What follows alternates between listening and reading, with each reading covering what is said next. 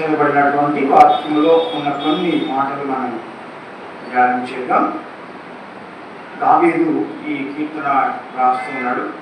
యెహోవాను స్తుతించి, యెహోవా నామమును స్తుతించి, యెహోవా సేవకులారా యెహోవా మందిరములో మన దేవుని మందిరపు ఆవరణలో నిలుచున్న వారారా యెహోవాను స్తుతించి అని చెప్తున్నాడు.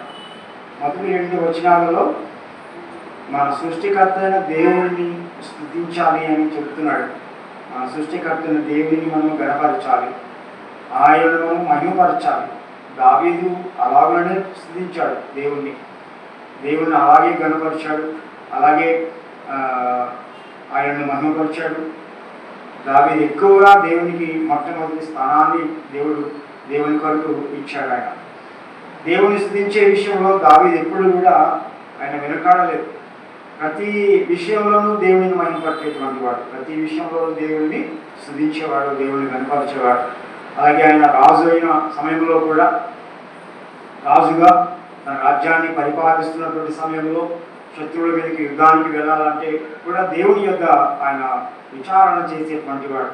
అలాంటి యథార్థమైనటువంటి హృదయాన్ని కలిగి దేవుని కొరకు జీవించినటువంటి వాడు దావీదు. కాబట్టి ఆయన చెప్తున్న మాట మనం చూస్తున్నాం. యెహోవాను స్తుతించుడి అంటున్నాడు. యెహోవాను గణపరచాలి, ఆయన మహిమపరచాలి. దేవునికి మనం ఎప్పుడు కూడా కృతజ్ఞతలు చెల్లించాలి. ఎందుకు దేవుని స్తుతించాలి అని అంటే, ఇది చెప్తున్నాడు, యెహోవా దయాళుడు, యెహోవాను స్తుతించి ఆయన నామమును కీర్తించి అది మనోహరం అంటున్నాడు. యెహోవా తన కొరకు యాకోబును ఏర్పరచుకొనెను, తనకు స్వకీయ ధనముగా ఇశ్రాయేలును ఏర్పరచుకొనెను అంటున్నాడు. దేవుడు మనల్ని ఏర్పాటు చేసుకున్నాడు, దేవుడు మనల్ని ఎన్నుకున్నాడు. దేవుడిని మహిమపరచడానికి, దేవుడిని స్తుతించడానికి దేవుడు మనల్ని ఏర్పాటు చేసుకున్నాడు. అందుకని యెషయా గ్రంథంలో ఒక మాట మనం చూస్తాం. యెషయా గ్రంథము 42వ అధ్యాయంలో కూడా యెషయా ప్రవక్త ఒక మాట సెలవిస్తున్నాడు. ఏంటనంటే, ఒకసారి మనం చూద్దాం. యెషయా గ్రంథము 40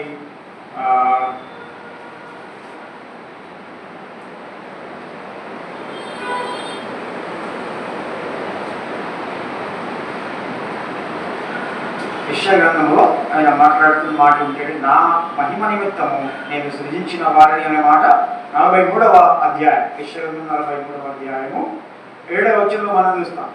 నా మహిమ నిమిత్తము నేను సృజించిన వారిని, నా నామము పెట్టబడిన వారిని అందరినీ తెప్పించమంటున్నాడు. మన దేవుని మహిమ కొరకు, దేవునిని మహిమపరచడం కొరకు దేవుడు తన పోలికలో తన స్వరూపంలో మానవుని నిర్మించుకున్నాడు.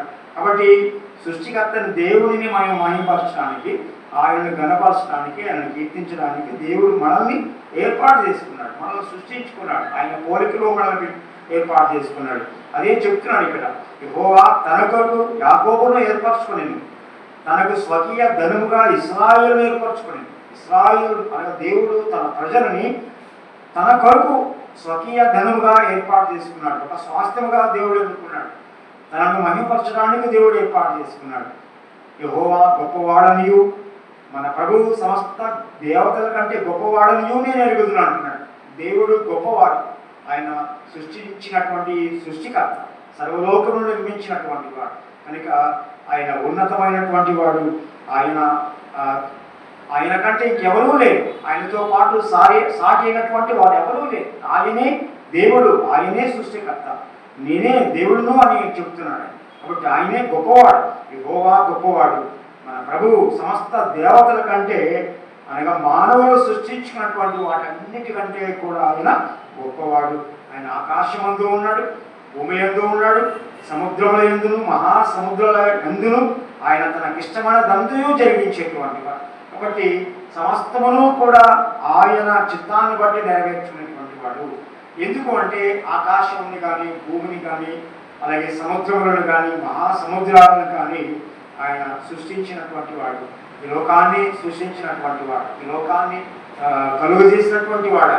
వీటన్నిటి మీద ఆయనకి అధికారం ఉంది. ఆయన తన చిత్తాన్ని బట్టే జరిగించేవాడు, తనకి ఇష్టమైనదంతా జరిగించుకునేవాడు. కాబట్టి దేవుని యొక్క చిత్తములో మనం ఉన్నాం, దేవుడిని ఆరాధించి, దేవుడిని స్తుతించి, దేవుడిని మహింపరిచేటువంటి వారంగా మనము ఉండాలి అనే విషయాన్ని ఇక్కడ తెలియజేస్తా ఉన్నాడు. ఆయన తనకిష్టమైనదంతయు జరిగించేవాడు, బోధిగంతం నుండి ఆవిరి లేవ చేయవాడు ఆయనే అంటున్నాడు. కనుక సమస్తమును జరిగించేవాడు ఆయన. వాన కురిగినట్లు మెరుగు పుట్టించేవాడు ఆయన. అలాగే గాలిని పుట్టించేవాడు ఆయన, వర్షమును కురిపించేవాడు ఆయన, ఋతువులను దయచేసేవాడు ఆయన, కాలములను దయచేసేవాడు ఆయన. సమస్తమును కూడా తనకిష్టమైనదంతా కూడా ఆయన జరిగించేటువంటి వాడు. ఈ సృష్టి అంతా కూడా ఈ సృష్టి అంతటి ఆయన చేతిలో ఉంది. ఆయన చేతిలో ఉంటూ ఆయన తన చిత్తాన్ని నెరవేర్చుకునేటువంటి వాడు. కాబట్టి ఆయన పోలికలో నిర్మించబడిన మానవుడు కూడా ఆయననే స్తుతించాలి, ఆయనను మాత్రమే స్తుతించాలి, ఆయనను మాత్రమే గణపరచాలి, ఆయనను మాత్రమే సన్నుతించాలి అనే విషయాన్ని ఈ కీర్తన భాగంలో మనం చూస్తాం. అలాగే మానవుడు సృష్టించుకున్నటువంటివన్నీ కూడా అవి కేవలము ఒట్టివి అని చెప్తున్నాడు. అన్యజనుల యొక్క విగ్రహములు అవి వెండి బంగారువి అంటున్నాడు. ఈ మనుషుల చేతి పనులు అవి కేవలము మానవులు సృష్టించుకున్నటువంటివి మాత్రమే అని ఇక్కడ చెప్తున్నాడు. కాబట్టి దేవుణ్ణి ఆరాధించాల్సినటువంటి మానవుడు, దేవుణ్ణి స్తుతించాల్సిన మానవుడు తనకిష్టమైన రీతిలో నడుచుకోవడం కాదు, కానీ తనకు నచ్చినటువంటి వాటిని చేసుకొని దేవునికి ఇవ్వాల్సిన మహిమని మానవుడు తయారు చేసుకున్న వాటికి ఇవ్వడం కాదు, కానీ సృష్టికర్త అయిన దేవుడిని మాత్రమే గణపరచాలనే విషయాన్ని ఇక్కడ దేవుడు తెలియజేస్తున్నాడు. అలాగే ఇశ్రాయేలు వంశీయులాగా యెహోవాను సన్నిధించని 19వ వచనంలో మనం చూస్తాం. ఇశ్రాయేలు వంశీయులు దేవుని స్తుతించాలి, ఆరోను వంశస్థులు యెహోవాను సన్నిధించాలి, లేవి వంశస్థులు యెహోవాను సన్నిధించాలి. అలాగే యెహోవా యందు భయభక్తులు గల వారందరూ కూడా యెహోవాని స్తుతించాలి అని చెప్తున్నాడు. ఇశ్రాయేలీయులు అనగా దేవుని ప్రజలు దేవుడిని గణపరచాలి. అందులోనే అహరోను వంశస్థులు అనగా యాజకులు, యాజకత్వాన్ని జరిగించేటువంటి వారు యెహోవాను సన్నిధించాలి. అలాగే లేవి గోత్రానికి సంబంధించినటువంటి వారు దేవుడిని స్తుతించాలి. అలాగే ఎవరైతే దేవుడి యందు భయభక్తులు కలిగి ఉంటారో, ఎవరైతే దేవుడి దగ్గరికి వస్తారో వాళ్ళందరూ కూడా యెహోవాను గణపరచాలి. యెరూషలేములో నివసించు యెహోవా సియోను నుండి సన్నిధింపబడునుగాక అంటున్నాడు. దేవుడు తన ప్రజల మధ్య ఉండేటువంటి వాడు, తన జనుల మధ్య ఉండేటువంటి వాడు, తన ప్రజల మధ్య సన్నిధించబడవలసిన వాడు, తన ప్రజలతో మహిమపరచబడవలసిన వాడు సృష్టికర్త. కాబట్టి తన పోలికలో నిర్మించబడిన ప్రతి మానవుడు కూడా సృష్టికర్తని దేవుడిని మాత్రమే గణపరచాలని దేవుని యొక్క వాక్య భాగంలో మనము ఈ కీర్తన భాగంలో మనం చూస్తాం. కాబట్టి ఈరోజు దేవుడి భయభక్తులు కలిగిన ప్రతి ఒక్కరూ కూడా దేవుడిని స్తుతించాలి, దేవుడికి కృతజ్ఞతలు చెల్లించాలి, దేవుడిని మహిమపరచాలి. ప్రతి విషయంలోనూ దేవుడిని స్తుతించాలి, అన్ని సమయాల్లో దేవుడికి కృతజ్ఞతలు చెల్లించాలి. అందుకు ఆయన స్తుతులకు పాత్రుడు, ఆయన కీర్తనీయుడు అని దేవుని వాక్యంలో మనం చూస్తాం.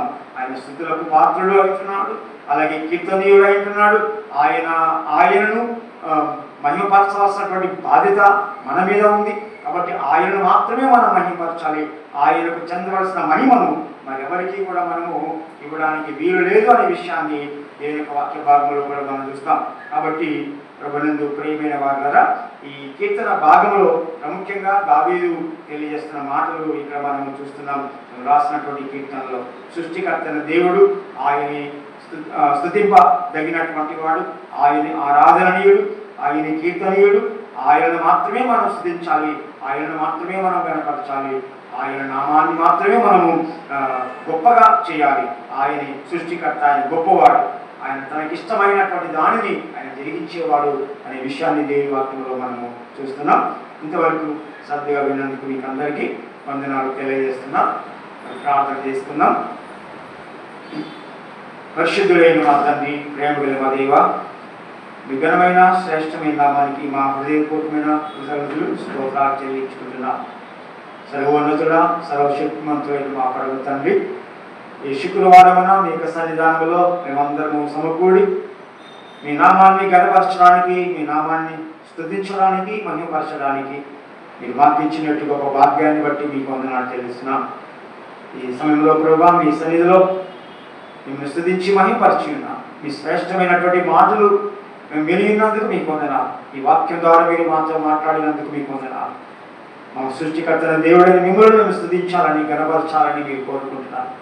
మీ నామాన్ని మహిమపరచడానికి మమ్మల్ని సృష్టించుకున్నారు. మా ఇళ్ళలో మీ చిత్తమును జరిగించుకునేవాడు మీరు. సమస్తము కూడా మీకు ఇష్టమైనదంతా మీరు జరిగించుకునేటువంటి దేవుడు. మీ చిత్తానికి లోబడి మేము స్తుతించి మహిమపరచేవారంగా ఉండటకు సహాయంగా ఇచ్చేయండి. మీ ఇళ్ళలో భయభక్తులకి ప్రతి వారు కూడా మేము స్తుతించాలని కోరుకుంటున్నారు. ఆ విధముగా ప్రభువా, మీకు స్తుతులు చెల్లిస్తూ, మీ నామాన్ని గణపరుస్తూ, మా యొక్క విశ్వాస జీవితమును పెంపాలు చేసుకుంటూ మీ కొరకు జీవించే భాగ్యం మాకు దయచేయండి. వినాయకుడి తల వచ్చిన వాళ్ళందరినీ కూడా దీవించి ఆశీర్వదించమని ప్రార్థన చేస్తుంటున్నాం. రాలేక వెనబడినటువంటి వారిని కూడా మీరు దీవించి ఆశీర్వదించండి. సంఘమును ఆశీర్వదించండి. సంఘంలో ప్రతి కుటుంబమును దర్శించండి. కుటుంబాల్లో ఉన్న ప్రతి ఒక్క సభ్యుని కూడా మీరు దీవించమని ప్రార్థన చేయించున్నాం తండ్రి. కుటుంబాలకు కావాల్సిన అవసరతలు, అక్కరలు మీరు ఎరుగుదులు. మీరే వాటన్నిటిని తీర్చి సహాయం దయచేయండి. మీ చిత్తమైతే ఆదివారం మేమందరము కూడా మీ సన్నిధిలో సమకూడి మీరు స్థుతించుకునే భాగ్యం మాకు అనుగ్రహించమని ప్రార్థిస్తున్నాం. ప్రభా, మా అవసరాల్లో మా అక్కర్లేని దేవుడు అవుతాన్ని మీరే సహాయం దయచేయండి. ఇప్పుడు వచ్చినటువంటి మమ్మల్ని అందరినీ కూడా మీరు దీవించండి, ఆస్వాదించండి. మీ దీవులతో నింపమని మీరే సమస్త మహిమా ఘనత ప్రభావాలు పొందాం. మా ప్రభువును మా రక్షకులైన యేసుక్రీస్తు నామములో ప్రార్థించి వేడుకుంటున్నాం తండ్రి. ఆమేన్. వందనాలు.